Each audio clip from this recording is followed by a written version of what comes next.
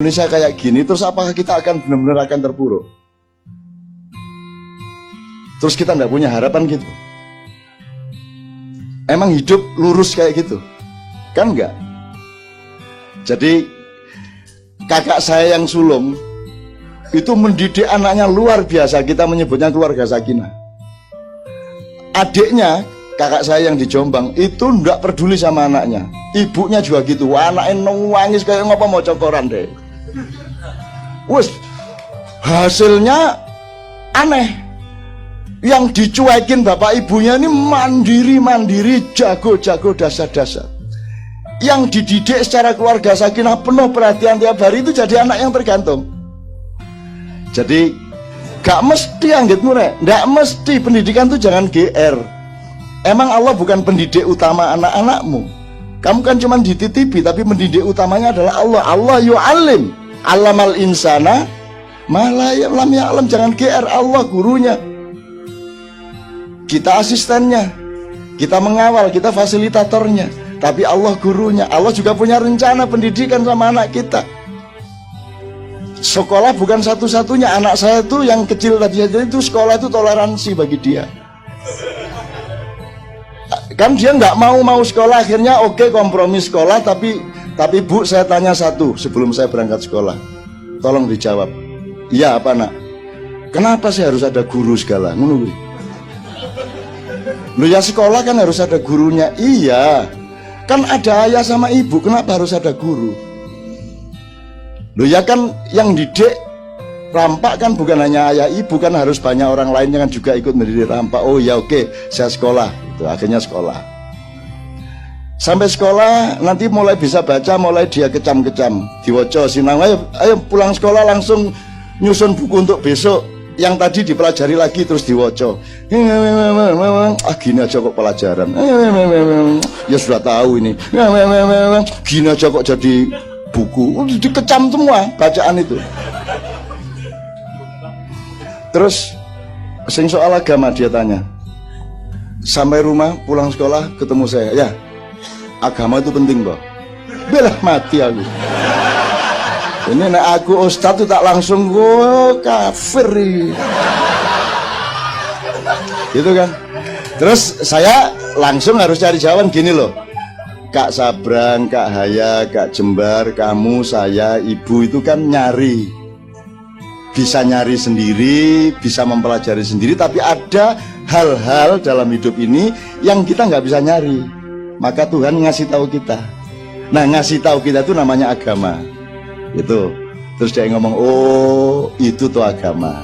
Saya pikir agama itu mata pelajaran. Dia ngomong ya aku baru ingat, oh iya ya, makanya salah mata pelajaran agama itu.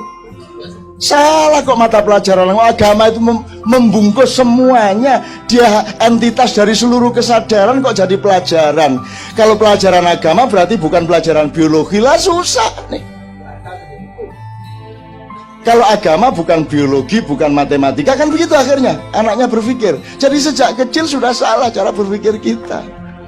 Maka jangan terlalu andalkan seluruhnya ini. Ya sekolah, ya capres, ya NKRI, tidak bisa kamu andalkan. Kamu harus cari lorong hidup sendiri untuk sampai kepada kebahagiaan sejati. Nah, soal pendidikan tadi ya, sekarang saya ingin ngomong sama Anda. Bagaimana kalau bangsa Indonesia ini seperti Garuda? Garuda itu kalau umur 40 tahun, karena dia umurnya mirip manusia ya, 60, 70, 80 gitu. Ya. Kalau dia umur 40 tahun, dia punya naluri, disuruh Tuhan untuk pergi ke gunung. Di sana dia akan mematuk-matuk semua batu dan mencakar-cakar semua batu. Goalnya adalah supaya paruhnya lepas. Semua kukunya lepas. Nah begitu lepas dia tidak bisa apa-apa lagi. Disitulah ujian, dia akan hidup lagi atau dia akan mati. Begitu dia hidup lagi, maka cakar yang baru itu adalah cakar yang perkasa. Itu loh. Kamu tidak punya paruh sekarang. Kamu tidak punya cakar, betul tidak? Siapa tahu memang kamu oleh Tuhan sedang, bangsa Indonesia sedang mulai ditumbuhkan paruh dan cakar yang benar-benar Garuda perkasa. Kan begitu? Ini kalau Garuda. Kalau orang Sparta, bangsa Sparta, umur 9 tahun langsung dibuang ke hutan. Nanti yang balik berarti dia pendekar. Yang mati, matilah. Itu umur 9 tahun. Saya tanya, anak yang tidak dibuang ke hutan dengan yang dibuang ke hutan terus balik, hebat mana? Hebat yang dibuang ke hutan. Sekarang saya tanya, Anda ini sama pemerintahmu dibuang ke hutan apa dipelihara? Enggak dibuang, cuman ganok nggone akhirnya melayu nang alas kan gitu. Jadi saya tanya, berarti lebih sakti mana bangsa Indonesia atau bangsa lain yang dipelihara dengan baik? Bangsa Indonesia. Itulah sebabnya Ma'iyah tahan seperti ini. Gitu? Jelas ya? Tarsan no. Ma'iyah Tarsaniyah gitu. Oh, Tarsan tuh dahsyat toh. Enggak gampang. Masa Tarsan masuk angin? Enggak mungkin. Tarsan mencret tuh. Gak ono Tarsan kok mencret. Dia tangguh luar biasa. Dan Anda punya ketangguhan yang tidak sampai 2 minggu bisa recover gempa. Dari gempa yang begitu dahsyat. Tidak sampai 2 minggu loh, saya Sri Sultan Mbah Marijan Bupati Bantul mengumumkan Jogja mandiri, Bantul mandiri, tidak perlu lagi ada bantuan nasional maupun internasional. Kita umumkan di pusat gempa di Pleret. Dan di Bantul berdiri lagi rumahnya, dan sehari setelah gempa itu sudah tidak ada orang cemberut lagi. Guyang guyu, cengenges, ketemu saya alhamdulillah. Kok alhamdulillah piye? Rumah saya diterima oleh Allah Subhanahu wa taala. Ngono. Coba, itu kan tingkat kesadaran, Mas. Bener nggak? Tingkat kesadaran. Bukan rumah saya hancur, dia bilang rumah saya diterima oleh Allah. Baru saya bikin, belum saya tempati 1 minggu sudah diterima sama Allah, Cak. Loh, itu tingkat kesadaran. Ya, teman-teman sekalian, jadi saya memberi catatan kepada Anda bahwa Anda ini mungkin anak kecil yang oleh orang Sparta dibuang. Dan orang Sparta inilah yang kemudian dengan hanya 300 prajurit mampu mengalahkan 10.000 prajurit yang menahan. Yang kita ambil bukan sejarah menang kalahnya, yang kita ambil adalah metodenya. Jadi 300 pasukan yang dipimpin Leonidas ini, kenapa mereka bisa bertahan dari 10.000 penyerbunya? Karena mereka yang menciptakan ruang untuk peperangan. Dan di dalam ciptaan ruang itu mereka memilih metodenya. Kalau Anda masuk ke medan perang lawan, Anda diatur oleh lawan Anda. Kalau Anda pakai pola berpikir Ma'iyah, Anda tidak bisa diatur oleh orang lain. Tamengnya berbeda, pedangnya berbeda, ada tombak yang berbeda. Tamengnya tidak untuk menamengi diri, tapi untuk melindungi sebelahnya. Jadi ada sistem kebersamaan yang luar biasa. Dan Anda terbukti mampu. Anda pikir Ma'iyah cuma Anda sama saya? Anda pikir dia bukan gelombang? Anda pikir dia tidak meresonansi? Dia akan terus-menerus melahirkan. Karena dia gelombang, dia partikel, dia akan terus ada. Entah bagaimana bentuk pewarisannya dan regenerasinya, tapi dia akan terus. Apalagi Ma'iyah tidak punya pamrih untuk menjadi eksklusif atau menjadi dirinya dengan identitas-identitas yang material. Ormas enggak, parpol apalagi, madhab yoga gitu loh. Tapi kalau dilihat frekuensi yang didalami di Ma'iyah lebih luas dari semua yang dikenal di dalam madhab-madhab. Bener nggak? Lu karena persoalan kita ruwetnya kayak gini ya, maka kita harus mau merespon dengan bervolume-volume, berdimensi-dimensi kesadaran yang luar biasa. Apa yang dilakukan Leonidas dengan 300 prajuritnya melawan 10.000 itu sama dengan yang dilakukan oleh Rasulullah dengan perang Badar. Karena dia akan diserbu oleh 2.500 pasukannya Abu Jahal, sekutu, padahal pasukannya Rasulullah cuma 300 juga. Ya, 300 juga. Maka nomor 1 yang dilakukan Rasulullah adalah memilih medan perang. Maka diajak ke 250 km dari Madinah ke Lembah Badar. Dengan dia pilih ruang itu, maka dia bisa atur strateginya. Lawan harus terikat kepada strategi ruang yang diciptakan oleh Rasulullah. Akhirnya Anda tahu menang Rasulullah, meskipun menangnya itu ya dengan dalam tanda petik diplomasi dan akal-akalan sedikit sama Allah itu. Saya ulang, saya kira yang sudah S2 maknya sudah ngerti inilah. Yang semester awal ini ya. Kan Rasulullah mengatakan gini, ini pasukannya bukan para jurid bener Mas, ini saonone arek lanang lah. Wis pokoknya berangkat kabeh, ayo saya arek angger lanang berangkat wis angger gak wandu wis berangkat wis. Wah, berangkat semua, itu pun sudah Mas 200 km, 230 km jalan kaki, panasnya kayak gitu, loyo udah sampai tempat, sampai Badar udah loyo. Pasukan gerak ngene iki. Dikenek ngene karo Rasulullah tiba gitu. Udah bukan pasukan, bukan prajurit, pokoknya saanane. Tapi Rasulullah bilang sama mereka, "Ya ayyuhan nas innama tunsoruna wa turhamuna wa turzaquna bidu'afaikum." Wahai pasukan Islam, kalian akan diberi pertolongan oleh Allah, kalian akan diberi kemenangan oleh Allah, dan kalian akan diberi rizki oleh Allah. Tetapi tolong tahu, itu bukan karena kalian hebat, tapi karena kalian datang ke sini untuk membela orang-orang yang engkau tinggalkan yang lemah di kampungmu. Jadi kalau Anda berangkat perang dengan membela orang-orang yang lemah, Anda diberi berlipat-lipat kekuatan oleh Allah Subhanahu wa taala. Dan akhirnya menang bener. Ini ngomongnya kan ngawur Mas. Secara ilmu militer menang yo opo? Panah gak jangkep, tombak gak jangkep, pedang wis putol-putol, ngelawan 3.000 pasukan Abu Jahal, sekutu Inggris ikut, Jerman ikut, semua ikut. Gimana mau menang? Itu kan penipuan sebenarnya pidatonya Rasulullah. Menang piye? Kalau dilihat sama Hitler, ngawur Kanjeng Nabi kan gitu kan. Tapi kan kalau Allah mengizinkan, innallaha balighu amrihi, Allah akan membuatmu mencapai apa yang kamu perlukan. At-Tolak ayat 3. Oh, pas apa? Terus sama Allah dia bilang, lain lagi diplomasinya. Dia kan hatinya tidak diomongkan, hatinya gini, ya sorry ya saya ngomong gitu, ya Allah, ya gimana dong, mosok saya tidak kasih semangat mereka, ya dibombong-bombong dikit lah, ya mosok saya bilang, wahai pasukan, tidak mungkin kamu menang. Oh iki mek sakjane arek lanang. Mustahil, masa ngono panglima perang. Pemimpin siapa apa yuk? Pemimpin harus bilang engkau akan diberi kemenangan oleh Allah, kan gitu Rasulullah. Seperti Bung Karno. Kita bukan bangsa tempe, kita adalah bangsa yang digembleng jatuh, bangun lagi, digembleng jatuh, bangun lagi, digembleng jatuh, kelepek, tidak bangun lagi. Itu ya teman sekalian ya.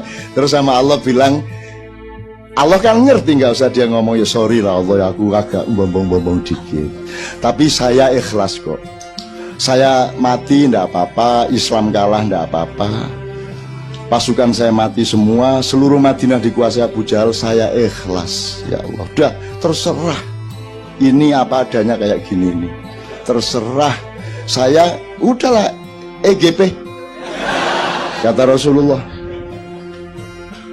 Asal engkau tidak marah kepadaku, asalkan engkau ridho kepadaku, maka aku menderita tidak masalah, aku mati tidak masalah, Islam hancur di bumi tidak masalah, asalkan orang-orang yang syahid ini engkau cintai. Itu kalimatnya Rasulullah kepada Allah. Ilam takun alayya ghadabun fala ubali. La ubali itu artinya gak paten. Jadi sekarang jelas wiritane. La ubali, la ubali. Kan kalau diterjemahkan gak paten. Boleh ndak wiritan bahasa Jawa? Ayo anak sing larang gini. Kalau Betawi gimana kira-kira itu? Kumaha Allah baiklah gitu ya. Emang gua pikirin. Jadi lumayan loh kalau di masjid ada, emang gua pikirin. Asik ya? Wah dahsyat itu, bingung majelis ulama, sesat ini. Emang gua pikirin kok sesat. Aku tidak mau mikir dunia karena aku hanya memikirkan Allah, kok sesat. Bener nggak? Emang Allah studi bahasa Arab, sehingga harus ngomong ke Allah dengan bahasa Arab, kecuali dalam sholat. Itu karena kita cinta sama Allah, taat berbahasa Arab dalam sholat. Tapi setelah sholat berdoanya bahasa Betawi tak apa-apa, kan gitu. Dan pakai logatnya, nadanya kayak Madura itu loh. Katanya Rahman Rahim sampai ya mosok, mana Rahmannya? Gusti Allah kate muring-muring ya opo arek iki. Orang Madura itu gak bisa diapa-apain. Bupati itu dikasih gratifikasi itu mau diinterogasi KPK itu marah. Interogasi apa ini? Bapak kan dapat gratifikasi. Siapa yang dapat gratifikasi? Loh, Bapak sebagai bupati. Tidak ada bupati dapat gratifikasi. Yang dapat hadiah ini kiainya. Saya kiai. Dari dulu saya tidak jadi bupati, saya dapat begini. Untuk apa mereka menghormati saya tidak sebagai bupati loh? Kalau tidak percaya tanya sama mereka yang ngasih. Gak bisa ditangkap sama Madura. Ya apa? Wong ono iwak lho Mas. Perahu Madura sampai ke laut Malaysia, ditangkap oleh Malaysia. Anda melanggar teritorial apa? Lu ini perahu sampai masuk ke wilayah Malaysia. Lu, saya enggak masuk Malaysia. Saya itu ngejar ikan mujair dari Surabaya. Ikan mujairnya masuk sini saya cari sama. Saya enggak masuk wilayah Malaysia. Sampai kalau nyalakan salahkan mujair ya kenapa sih? Masa mau Madura kalah kabeh. Dodol salah cilik saopel-opel ini regane larang. Wong wedok sing protes terus dari sini dodol sambian niku ayu tapi upile sak salak-salak.